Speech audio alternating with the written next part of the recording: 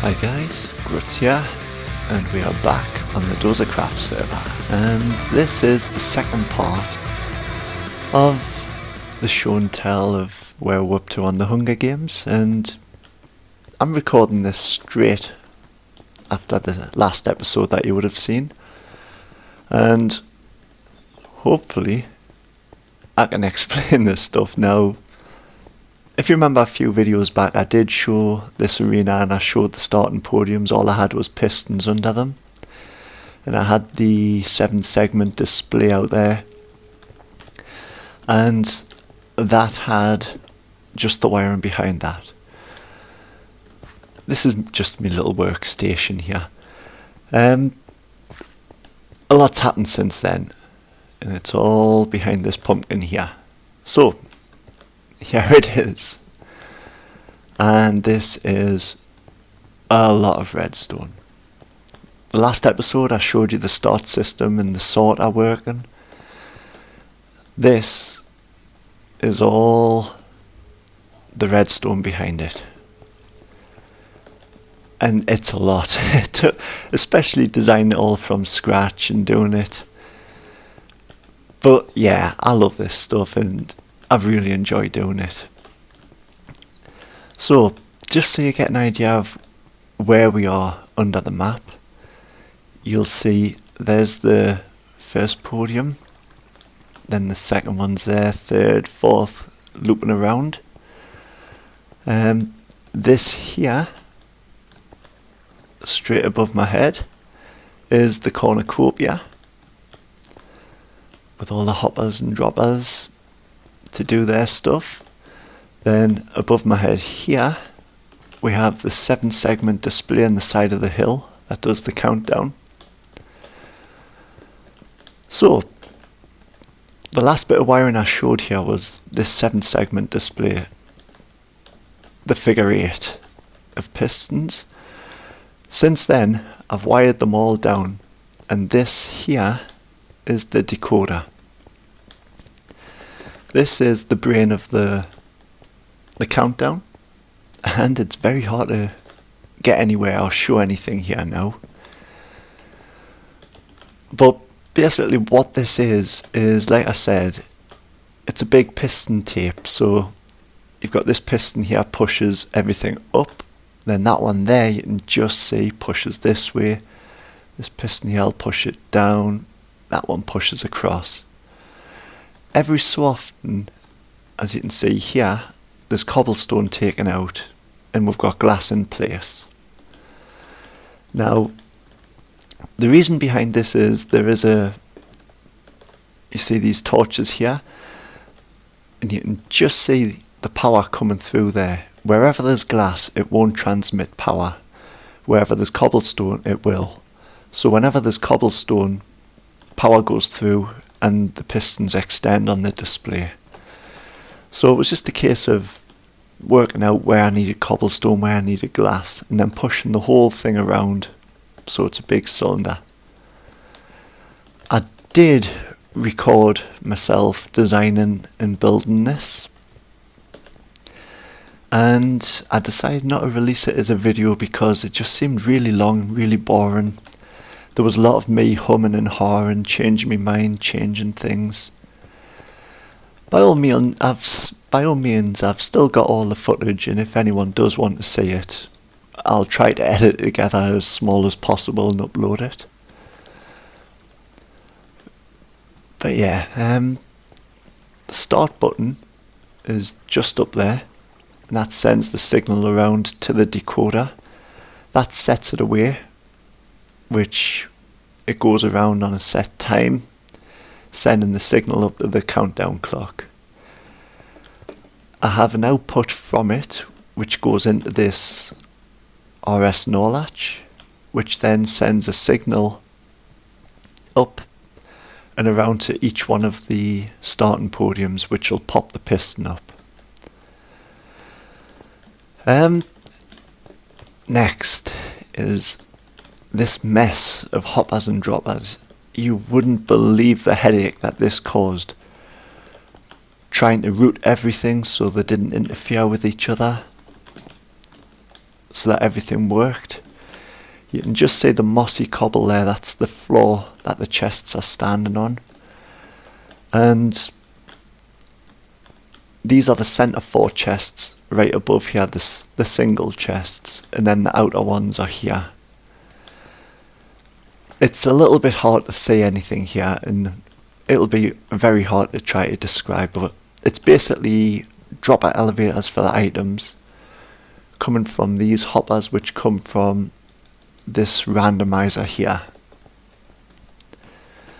The randomizer also sends a delayed signal which pulses and activates the elevator. The hoppers here around the middle is for the reset system. When the button's pressed, you can see these torches up here. They're locking the hoppers so that no items can come out. When the button's pressed, they're deactivated long enough to allow the items to fall through, and then follow the hopper chain all the way along to the room which is over there. So that is how this section works. Now this thing here was one of the harder things to work out. I'd never actually seen a design for something that will take a group of items, randomly distribute them. Well, yeah, randomize all the items and then distribute them into 6 separate outputs. Is it 6 I've got? It's 8 here. Each torch is a separate set of hopper lines going to the bottom of the elevators. Now, can I explain this? How this works is there is one item in one of these hoppers, which if I have a look at these lights here, this is the one that's turned off. So there's actually an item in there. Now, as the dropper here receives its items from the chest, which is just behind there, it gets fired out into the system. It'll go past this comparator, which sends the signal around, and it'll power there, which turns this torch off, which quickly depowers this, and it happens on a monostable circuit, so it's just a quick off then back on. That allows the item that's in here to move to the next hopper, which will move this light onto the next one. Let's see if I can quickly show this. So if I take this off and then put that back on, you'll notice the torch is now lit and it's this end. And if I do it again,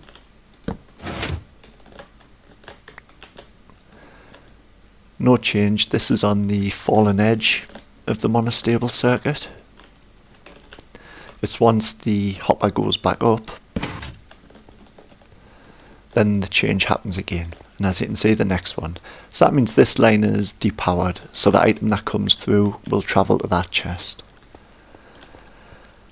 Hopefully that explained it. I know it's all a bit much to take in, and it was a lot to design. And as I said, this wasn't just me designing this. This was me and Ada designed this, and I really like it. I think we ended up doing a really good job on the design for it. For what it does, it is quite a compact thing. And Ada comes up with some stuff that I haven't even seen before. This being one of them. This sort of comparator is all going in a loop. It's basically a pulse lengthener. As the pulse comes in here, it goes around this and the whole thing sort of lights up and then gradually loses power. So it makes the power stay on longer than it normally would. And I've never seen these things before, but they're a great idea and I'll be using them a lot more now. So it's always good to work with someone like him. People always say that I'm a redstoner, and I know me stuff with them. Now, I would disagree. I know the separate components. I know what a comparator does. I know the properties of dust and how it works, repeaters, torches, and I build using them. I do not know all the separate things, pulse shorteners, lengtheners. I do know what a monostable circuit, an RS null latch, a T flip-flop is. Apart from that, if someone says to me like an XOR gate or something like that, I don't know what it does. I probably use them and I probably build with them, but I wouldn't have a clue what they are. So I don't actually class myself as a redstoner. Ada, he is. He knows his stuff. He knows all these different components. Right. Now I've waffled on that bit there. So this does all the randomization and puts all the items into the chest up there. Ada's been away for a couple of days, so the next bit I started building myself, which was a second one of these randomizers. Now this is taken from the second chest that I showed you for the outer chests, and it's exactly the same design. The only difference is where this one goes in a hopper chain to a dropper elevator and puts into the chests, this one uses minecarts. So it does the same randomization, the same distribution, but it puts it into this chest, which will sit and wait. Now, these go to the 4 outer chests that I was talking about. That will go on a timer. So if I run over to one, I'll show you the design I came up with to get this working. So the chest travels all this direction, and it'll end up here. It jumps up on here, and once it reaches this point, it unloads itself. If it's got items in the chest, that comparator turns on, turns the torch off, the repeater off, which depowers the powered line and allows all the items to go through. Once the minecart chest is empty, the power comes back on and sends the chest away. At the same time, I used another comparator to detect when the items were in the bottom of the elevator. The chest is just above here, you can see it there. So once items come in here, it sets off this delay, which then sets off this tower of redstone torches, which powers all the droppers and sends the items in. I know you can just do a block there with a torch and then a block, and that'll do just as good, but what I found was there was an item always stuck in this dropper, so it never put 100% items in. So I did this design, and this one works really good. So if I say put me 16 chicken in that hopper as if it's come out the minecart, you'll see this is flashing away power in there, which powers that. So all the items are now travelling up the droppers. And if we leave that for a little bit, there we go, and then we'll come up to the chest, you'll see the 16 chicken are in there.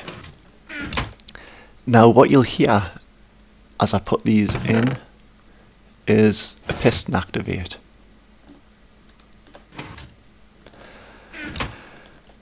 What that piston is doing is, see if I can get a better view, I have a beacon with just one level of iron blocks and a block above it which has the piston there.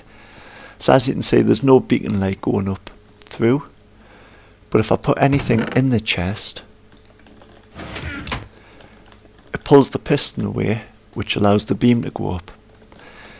So this is what I'm using as the indicator for people playing the game that this chest has been filled, and hopefully people will see the beacon light in the air and head towards it. Just get my boots back. There we go. I still need to run the return line, that's all this is. When the return button's pressed, it's going to depower that torch, which allows the items to come out. and then that'll go to that chest again. And I still need to wire that one in, but it's working, and that's easy enough to do. So I'll put some items in the chest, push it along here, and you'll be able to see it do its thing. So we left it without a beacon lit up, so I'll follow this line along this chest here. So you got a 16 chicken. This will automatically, on a set time, fire the minecart away, which will follow the minecart along now.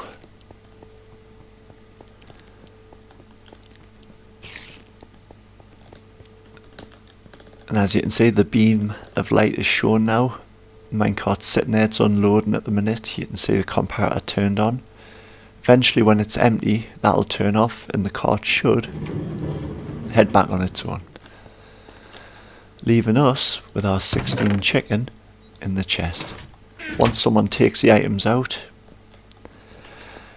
the light goes away again, that chest's empty. And that is the basis behind all of these outer ones, but it's not the end of the actual wiring. So I've got all it up to that point wired up.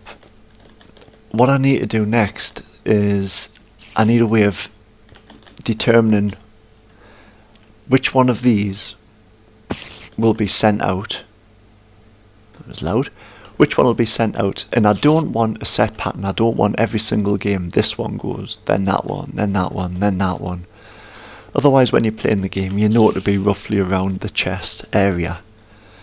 So I've been working in creative on a randomizer, a 4-way randomizer for this, and I think I've got a design that I really like now, so I'll be going with that, and it'll randomly pick one of these carts. Then I'll send a signal to the bottom here, which will power that, send it away. I'll do it on a monostable circuit, so it just pulses the power, and then it turns off again, so when the chest returns it doesn't send itself back. And then I'll have a hopper timer running every, say, 2 minutes, or if I do the selector panel I was talking about, depending on what's selected, that's how long it'll take. And then the next one will randomly shoot off. And I think that is all that's left to do.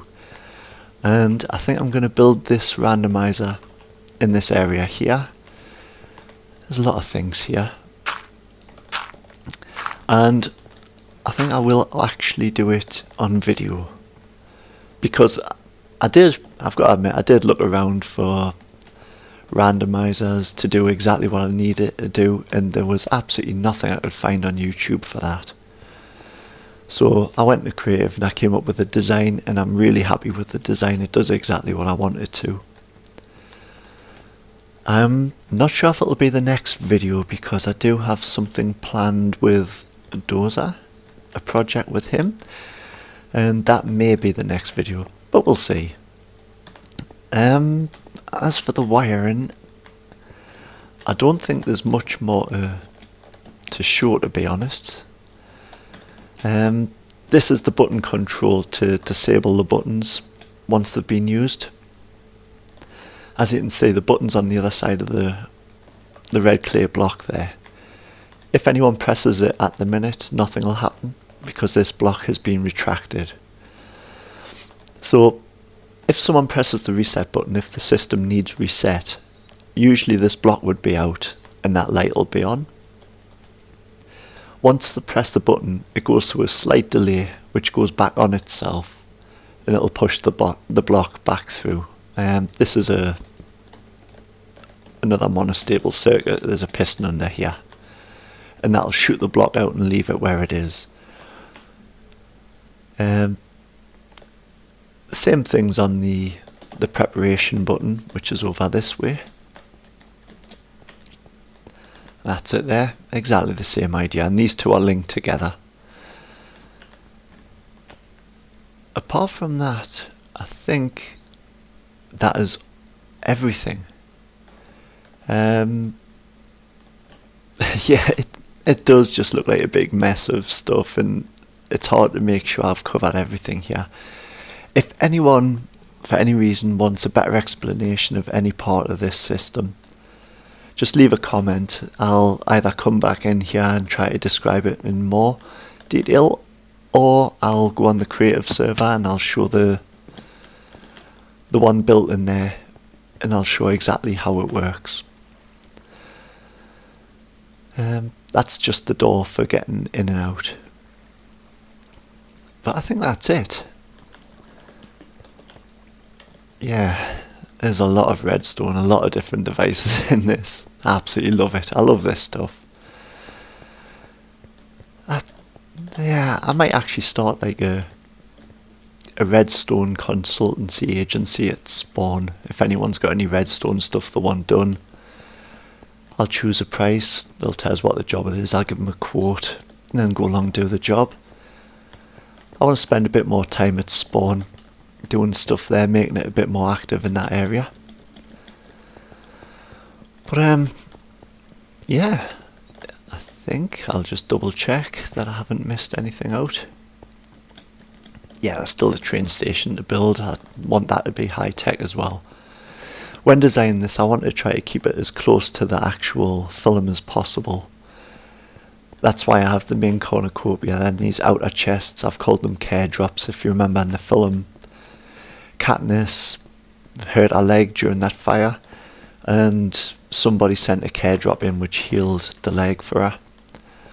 So that was what that was to represent. Same with the train station to get here. It's the train journey from the film. And it's also why it's pretty much wilderness up there. There's no buildings or anything like that. That might change in the future if people decide that it's a bit boring without buildings. But yeah, I like it as it is at the minute. Just quickly looking here, and yeah, when the randomizer's active, there's just a delay that's sent over to this block to allow you to know that the randomizer's still working. There's not really much to show on that. But yeah, I think that's everything. So, thank you very much for watching, and I'll catch you next time. See ya.